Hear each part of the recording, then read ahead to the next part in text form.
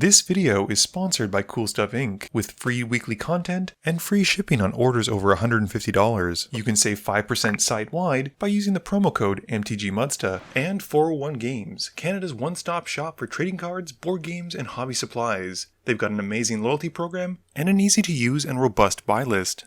And if you use the promo code MTGMudsta, your first purchase of MTG Sealed and Singles will be 5% off. If you're looking for a direct way to help the channel, please consider joining my Patreon and becoming a member of the generic Goblin Gang.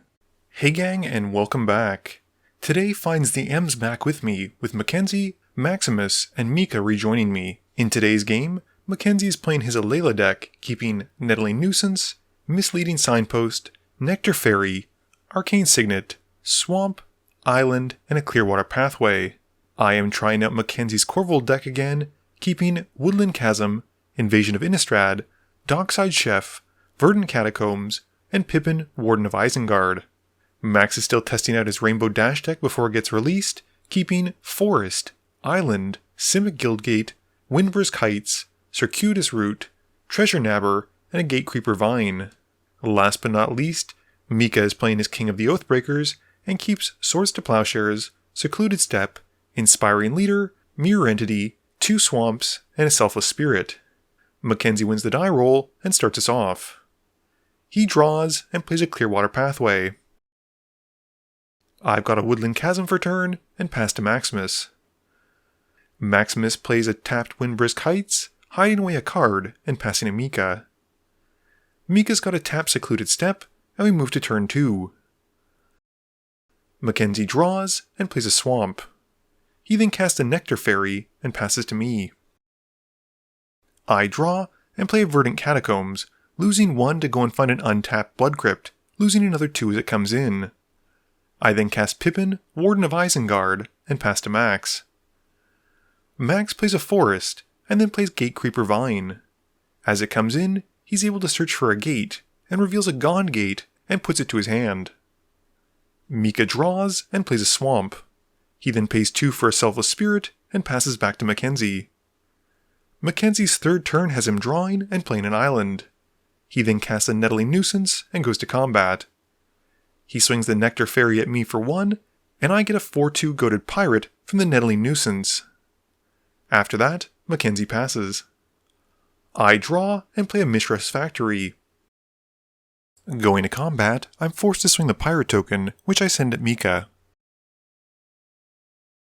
I then cast a Dockside Chef and pass turn. Max draws and plays a Manor Gate, choosing red as his second color. With nothing else though, he passes to Mika. Mika draws and plays a Plains. He then plays Inspiring Leader, and passes after that. Mackenzie draws and has a Swamp for turn. 4 mana gets him a Solemn Simulacrum, and he goes to find a basic, and then moves to combat. He hits Mika with the Nectar Fairy this time around, and gives him a Goated Pirate token, and then passes. On his end step though, I pay to sacrifice the Pirate token to draw off the chef before moving to my turn. I draw, but can't find a land, and just have to pass to Max. Max has a Gone Gate for turn, and then casts Rainbow Dash. Going to combat, he swings it at me for 2, and gets 20% cooler from it, and then passes to Mika. Mika draws, playing a Plains for his land drop. He swings the Pirate token at me for 4, which I take. After combat, he casts King of the Oathbreakers, and realizes that he should have cast it before combat because it would have given his Pirate token +2/+2 from the Inspiring Leader. Mackenzie plays an Arcane Signet, and then casts Alela, and moves to combat during his turn. He swings the Nettling Nuisance at Max, and the Nectar Fairy at me, and we both take our hits, and make a Pirate token. He then passes, and during his end step, I activate Pippin to make a food token, and then sacrifice it to the chef to draw a card. My turn has me playing an Inkmoth Nexus, and I then pay 1 green for a Delighted Halfling, and go to combat. I swing the Pirate at Maximus for 4, who chumps with his Gatecreeper Vine, and with nothing else, I pass. Max plays a Simic Guildgate, which comes in untapped thanks to Gone Gate. He then plays Grazilax, and follows up with a Loyal Apprentice. Moving to combat, Max makes a Thopter token, and then swings his Pirate token at Mika and the Loyal Apprentice, Thopter, and Rainbow Dash at Mackenzie. Mackenzie blocks Rainbow Dash and the Loyal Apprentice with Alela and the Solemn respectively, and Max bounces them both back to hand with Grazilax, while Mackenzie still takes 1. Mika takes the full 4 though, and with nothing else, Max passes. Mika has a Swamp for turn, and goes to combat, swinging his Pirate token at Max, who has no blocks. He takes the hit, and in his post-combat main phase, Mika then plays a Mirror Entity. Mackenzie draws and goes straight to combat. He swings the Nectar Fairy at me, Alela at Max, and the Nuisance at Mika. We all take our hits and make a Pirate token. After combat, Mackenzie plays a Bojuka Bog, which comes in and exiles Max's graveyard. During his end step, I once more make a food token with Pippin, and then sacrifice it to the Dockside Chef to draw a card. My turn has a Forest coming into play, and I then cast Chatterfang and go to combat. I swing the Pirate at Max and Mika a piece, and they both take the hits for 4. With nothing else, I pass to Max. Max has an Island for turn, and then replays Rainbow Dash and his Loyal Apprentice again, and then goes to combat. He gets to make a Thopter from the Apprentice, and swings his Thopter tokens and the Apprentice at Mackenzie, and a Pirate apiece at Mika and I. I respond by creating a food token with Pippin before blocks, which makes a Squirrel token, and I then block the Pirate with it. Mackenzie also blocks with his Solemn on the Loyal Apprentice, and then before damage, I sacrifice the Squirrel token to the Dockside, drawing a card, and Max bounces the Loyal Apprentice back to his hand, and Mika takes the unblocked 4. In his post-combat main phase, Max then cashes in his Coolness to draw a card and make white, blue, black, red, and green. He uses it to help cast Windborn Muse, and then the Loyal Apprentice again. During his end step, Mika activates Mirror Entity to make all of his creatures spirits. He then casts Touch of Darkness and targets each of his creatures on his board and phases all the spirits out. Mika's board phases back in, and he makes 5 spirit tokens, and then draws her turn. He then plays a Snowfield Sinkhole and goes to combat. He swings a Pirate apiece at Max and I, and the King of the Oathbreakers and Selfless Spirit at Mackenzie. Mackenzie responds flashing in a misleading signpost and makes a fairy token off of Alela. He then makes the King attack me, and we move to blocks. Max blocks the Pirate token coming at him with the Loyal Apprentice, while Mackenzie uses his fairy to trade with the Selfless Spirit. We then take our hits, and Mika passes. Mackenzie draws and plays an island.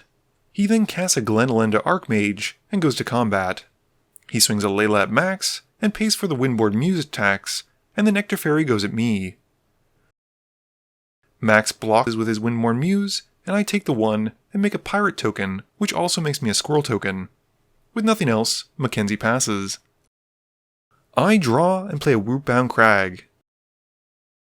I then cast Chandra's Ignition, targeting one of my Pirate tokens to wipe the board, but Mika responds with an Eerie Interlude and targets his entire board. His board instead just phases out, and with the Ignition on the stack, I sacrifice my Delighted Halfling to the Dockside Chef to draw a card. The board then gets wiped except for my Pirate and Mackenzie's Glenelenda Archmage, which comes back because of Persist, and I then go to combat.